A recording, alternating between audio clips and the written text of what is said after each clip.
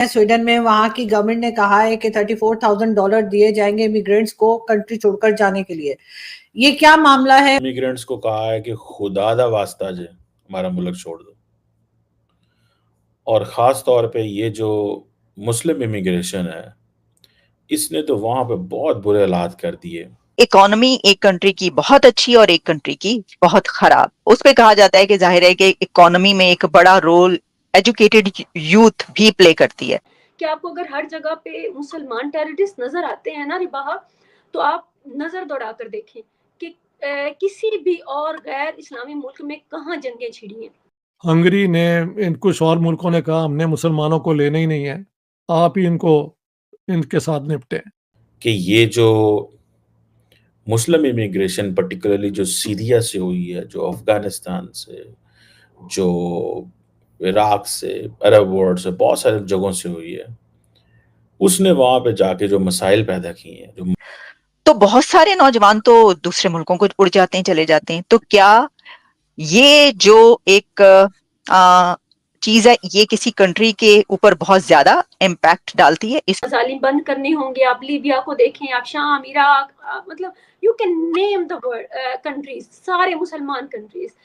Even जो Iran का इनकलाब है, जो समझते हैं कि मौलवी से तो दुश्मनी है, लेकिन इन मौलवियों को लाने वाला कौन था? दोस्तों, स्वीडन की गवर्नमेंट ने इमिग्रेंट्स को वापस भेजने के लिए नई स्कीम बनाई है, जिसमें वो मुस्लिम मुल्कों से आए हुए लोगों को वापस भेजने के लिए उन्हें $34,000 दे रहे हैं वापस अपने मुल्क जाने के बदले, क्योंकि स्वीडन इन मुस्लिम इमिग्रेंट्स से बहुत ज़्यादा परेशान है। वो उनके देश को बर्बाद कर रहे हैं। स्वीडन के मुताबिक बाहर से आने वाले मुस्लिम इमिग्रेंट्स उनके कल्चर को बिल्कुल भी फॉलो नहीं करते, उल्टा शरिया लॉ की मांग करते हैं, जो स्वीडन जैसे मुल्कों के लिए खतरे की बात है। आज यूरोप को समझ आ चुका है उन्होंने कितनी बड़ी गलती की है। वैसे यूके का हाल आज इन्हीं मुस्लिम इमिग्रेंट्स की वजह से खराब हो चुका है। आज यूके के लोग खुद वहां से दूसरे मुल्कों में भाग रहे हैं। इसी को लेकर पाक मीडिया बता रही है, मुस्लिम कहीं भी जाए वो अपने आसपास लोगों का जीना हराम कर देता है।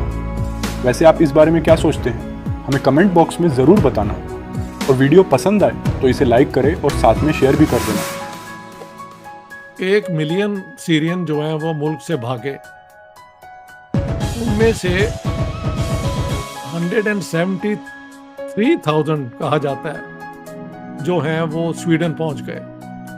अब स्वीडन की पॉपुलेशन है अब 10 मिलियन हुई है। महल 2015 में अभी 10 मिलियन नहीं थी। उधर सबसे ज़्यादा अलबत्ता उन्होंने जर्मनी ने लिए और फिर बाकी मुल्कों में इधर उधर गए। हंगरी ने, कुछ और मुल्कों ने कहा हमने मुसलमानों को लेना ही नहीं है, आप ही इनके साथ निपटे।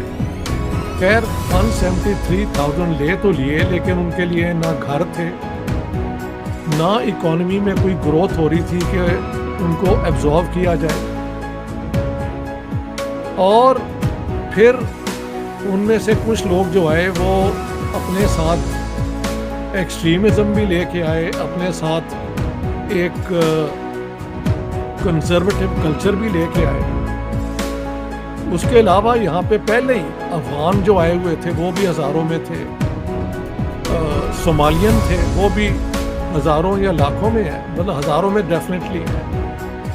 और इस तरह के और मिडल ईस्ट से ग्रुप जो कल्चरली यहाँ पे फिट नहीं थे होते। लेकिन 2015 में सोशल डेमोक्रेटिक हुकूमत थी और उस ज़माने के जो प्राइम मिनिस्टर थे वो बड़े रहमदिल आदमी थे, उन्होंने कहा कि दरवाजे खोल दो।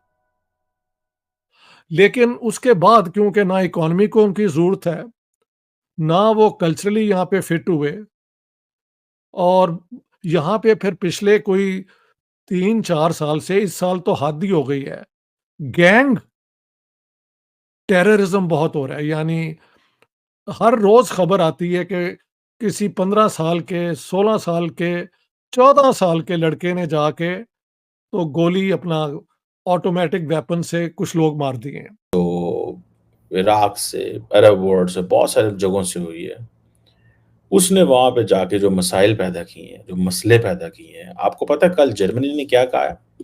जर्मनी ने ये कहा है कि बॉर्डर्स बंद किए जाएँ, बॉर्डर कंट्रोल किया जाए। वो जो हम भी यूरोप जाते हैं, हमें सबसे ज़्यादा जो चीज़ अट्रैक्ट करती है फ्रैंकली स्पीकिंग, वो क्या अट्रैक्ट करती है कि मैं पेरिस में लैंड करता हूँ and the next day I am और मैं फ्लाइट ले वहाँ से ड्राइव करके मैं ब्रसल पहुँच जाता हूँ। मैं वहाँ से ड्राइव करके I can get into Holland the same day, I can go to Germany the same day. हमें ये चीज़ें अट्रैक्ट करती है।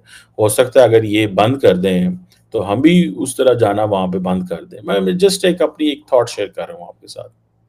बट द क्वेश्चन इज़ ये चीज़ें ट्राई, लेकिन अब हो ये रहा है कि स्वीडन ने कहा $34,000 ले लो, $34,000। ये पाकिस्तानी 1 करोड़ रुपए से ज़्यादा बनता है, तकरीबन इतना को बनता है, 1 करोड़ रुपया, और निकल जाओ यहाँ से।